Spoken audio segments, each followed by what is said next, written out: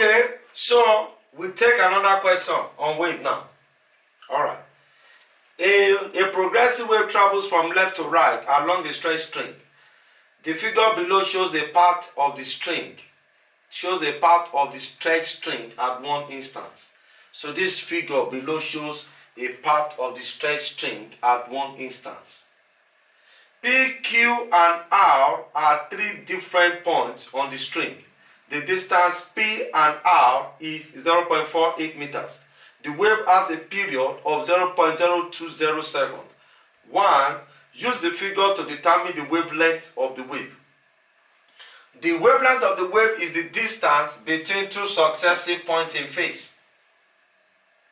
That's distance between two successive crests. So from here to here is one wavelength, distance between two successive troughs. From here to here is distance between a trough and a crest.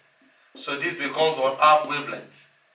So I can easily say that 1.5 wavelength is equal to 0.48 meters.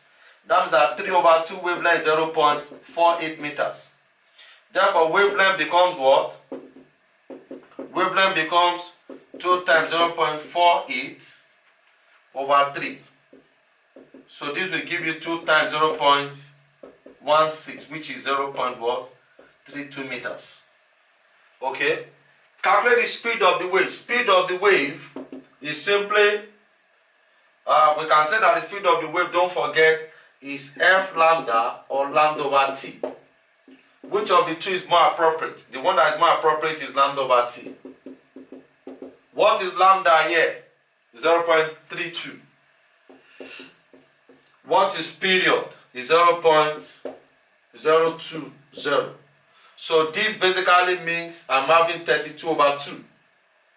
And that will give you what? That will give you 16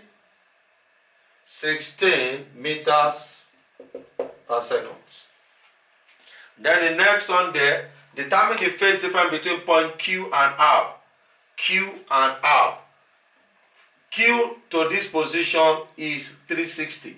360 plus 90. That becomes what? 450. 360 plus 90, 450. So I can say the phase difference between Q and R is simply 450 degrees or what? 90 degrees. And you can write it in radians as pi over 2 radians. Alright? As pi over 2 radians. Okay? Alright.